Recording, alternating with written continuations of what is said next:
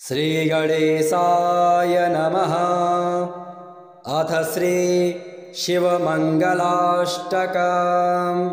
भवाय चन्द्रचूडाय निर्गुणाय गुणात्मने कालकालाय रुद्राय नीलग्रीवाय मङ्गलम्। वृषारूढाय भीमाय व्याघ्रचर्माम्बराय च पशूनां पतये तुभ्यं गौरीकान्ताय मङ्गलम्। भस्मोद्धूलितदेहाय व्यालयज्ञोपवीतिने रुद्राक्षमालाभूषाय व्योमकेशाय मङ्गलम्। सूर्यचन्द्राग्निनेत्राय नमः कैलासवासिने सच्चिदानन्दरूपाय प्रमथेशाय मङ्गलम्। मृत्युञ्जयाय साम्बाय सृष्टिस्त्यन्तकारिणे त्र्यम्बकाय सुशान्ताय त्रिलोकेशाय मङ्गलम्। गङ्गाधराय सोमाय नमो हरिहरात्मने उग्राय त्रिपुरघ्नाय वामदेवाय मङ्गलम्। सद्योजाताय सर्वाय दिव्यज्ञानप्रदायिने ईशानाय नमस्तुभ्यं पञ्चवक्त्राय मङ्गलम्। सदाशिवस्वरूपाय नमस्तत्पुरुषाय च अघोराय च घोराय महादेवाय मङ्गलम्। मङ्गलाष्टकमेतद्वै शम्भोर्यः कीर्तयेद्दिने तस्य मृत्युभयं नास्ति रोगपीडाभयं तथा। भवाय चन्द्रचूडाय निर्गुणाय गुणात्मने कालकालाय रुद्राय नीलग्रीवाय मङ्गलम्। वृषारूढाय भीमाय व्याघ्रचर्माम्बराय च पशूनां पतये तुभ्यं गौरीकान्ताय मङ्गलम्। भस्मोद्धूलितदेहाय व्यालयज्ञोपवीतिने रुद्राक्षमालाभूषाय व्योमकेशाय मङ्गलम्। सूर्यचन्द्राग्निनेत्राय नमः कैलासवासिने सच्चिदानन्दरूपाय प्रमथेशाय मङ्गलम्। मृत्युञ्जयाय साम्बाय सृष्टिस्त्यन्तकारिणे त्र्यम्बकाय सुशान्ताय त्रिलोकेशाय मङ्गलम्। गङ्गाधराय सोमाय नमो हरिहरात्मने उग्राय त्रिपुरघ्नाय वामदेवाय मङ्गलम्। सद्योजाताय सर्वाय दिव्यज्ञानप्रदायिने ईशानाय नमस्तुभ्यं पञ्चवक्त्राय मङ्गलम्। सदाशिवस्वरूपाय नमस्तत्पुरुषाय च अघोराय च घोराय महादेवाय मङ्गलम्। मङ्गलाष्टकमेतद्वै शम्भोर्यः कीर्तयेद्दिने तस्य मृत्युभयं नास्ति रोगपीडाभयं तथा। भवाय चन्द्रचूडाय निर्गुणाय गुणात्मने कालकालाय रुद्राय नीलग्रीवाय मङ्गलम्। वृषारूढाय भीमाय व्याघ्रचर्माम्बराय च पशूनां पतये तुभ्यं गौरीकान्ताय मङ्गलम् भस्मोद्धूलितदेहाय व्यालयज्ञोपवीतिने रुद्राक्षमालाभूषाय व्योमकेशाय मङ्गलम् सूर्यचन्द्राग्निनेत्राय नमः कैलासवासिने सच्चिदानन्दरूपाय प्रमथेशाय मङ्गलम् मृत्युञ्जयाय साम्बाय सृष्टिस्त्यन्तकारिणे त्र्यम्बकाय सुशान्ताय त्रिलोकेशाय मङ्गलम् गङ्गाधराय सोमाय नमो हरिहरात्मने उग्राय त्रिपुरघ्नाय वामदेवाय मङ्गलम् सद्योजाताय सर्वाय दिव्यज्ञानप्रदायिने ईशानाय नमस्तुभ्यं पञ्चवक्त्राय मङ्गलम् सदाशिवस्वरूपाय नमस्तत्पुरुषाय च अघोराय च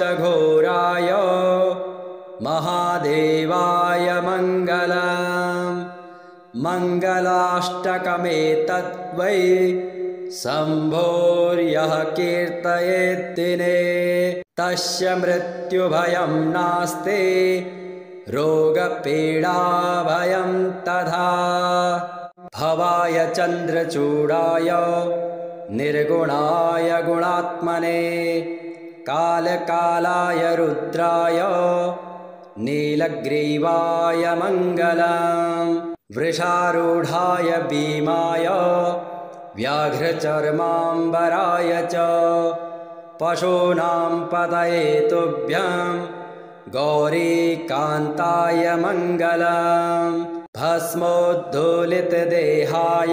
व्यालयज्ञोपवीतिने रुद्राक्षमालाभूषाय व्योमकेशाय मङ्गलम् सूर्यचन्द्राग्निनेत्राय नमः कैलासवासिने सच्चिदानन्दरूपाय प्रमथेशाय मङ्गलम् मृत्युञ्जयाय साम्बाय सृष्टिस्त्यन्तकारिणे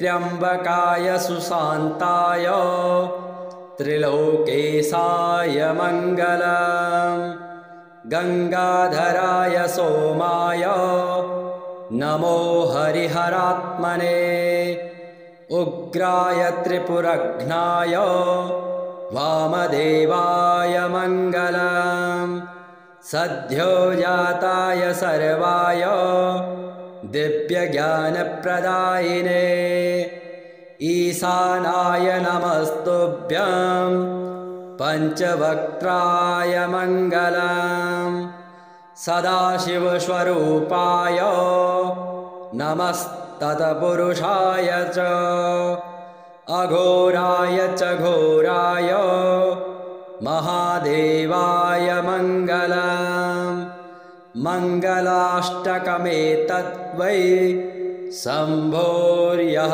कीर्तयेद्दिने तस्य मृत्युभयं नास्ति रोगपीडाभयं तथा भवाय चन्द्रचूडाय निर्गुणाय गुणात्मने कालकालाय रुद्राय नीलग्रीवाय मङ्गलम् वृषारूढाय भीमाय व्याघ्रचर्माम्बराय च पशूनां पतये तुभ्यं गौरीकान्ताय मङ्गलम् भस्मोद्धूलितदेहाय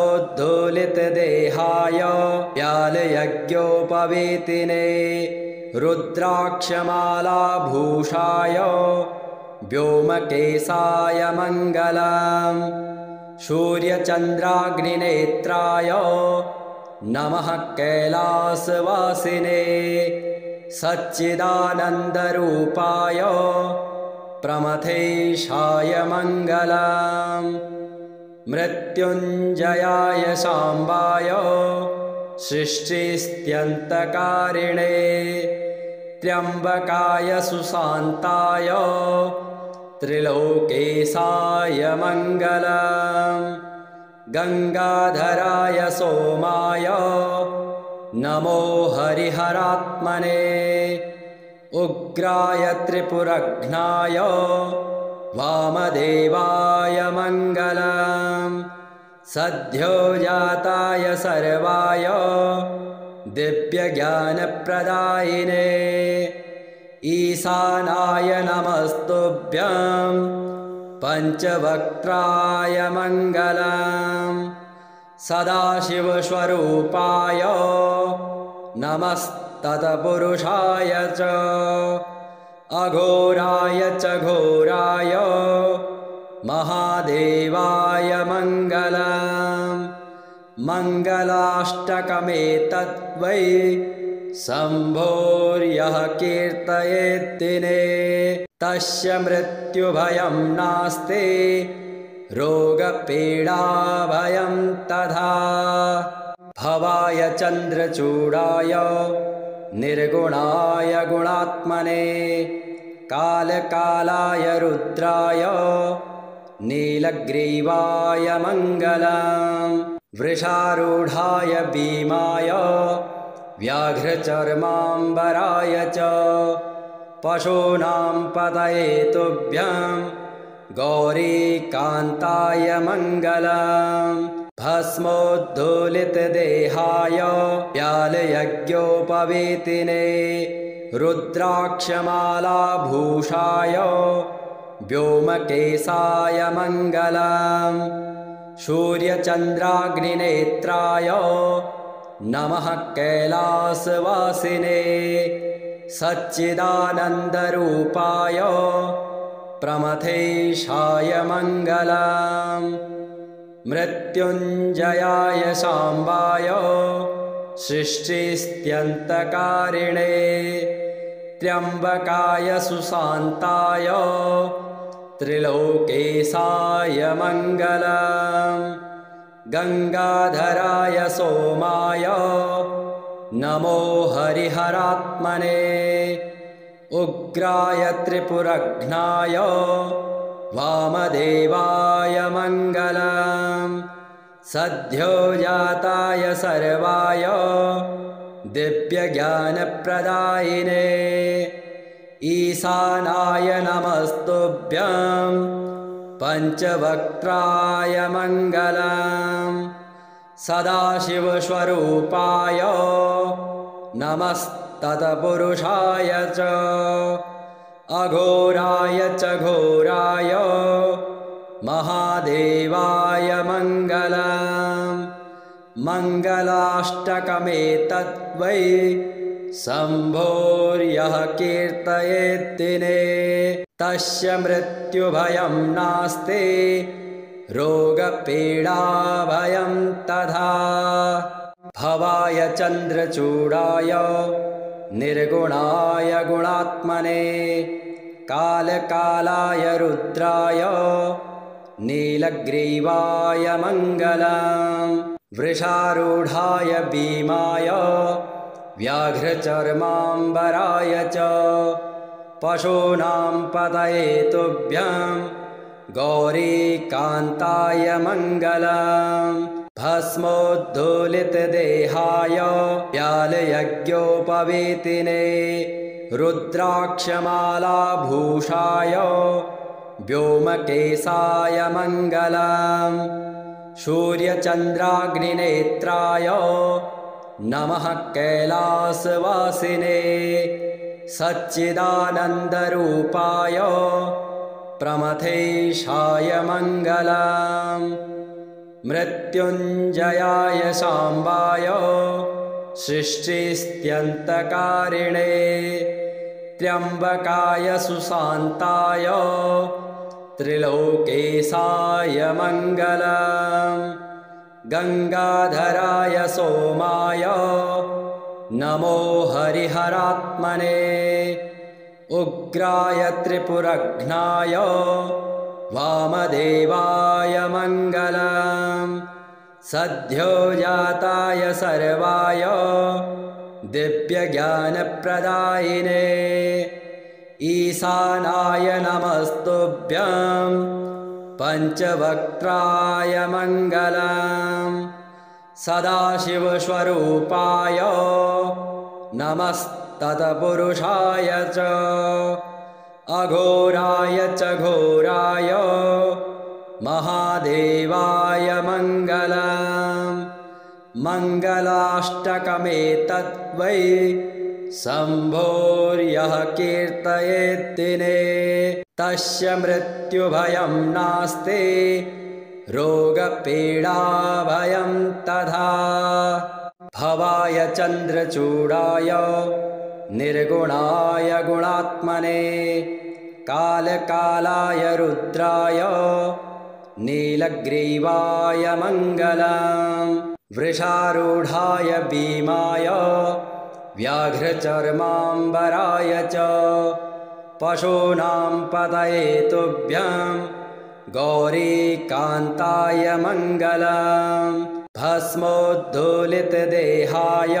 व्यालयज्ञोपवीतिने रुद्राक्षमालाभूषाय व्योमकेशाय मङ्गलम् सूर्यचन्द्राग्निनेत्राय नमः कैलासवासिने सच्चिदानन्दरूपाय प्रमथेशाय मङ्गलम् मृत्युञ्जयाय साम्बाय सृष्टिस्त्यन्तकारिणे त्र्यम्बकाय सुशान्ताय त्रिलोकेशाय मङ्गलम् गङ्गाधराय सोमाय नमो हरिहरात्मने उग्राय त्रिपुरघ्नाय वामदेवाय मङ्गलम् सद्योजाताय सर्वाय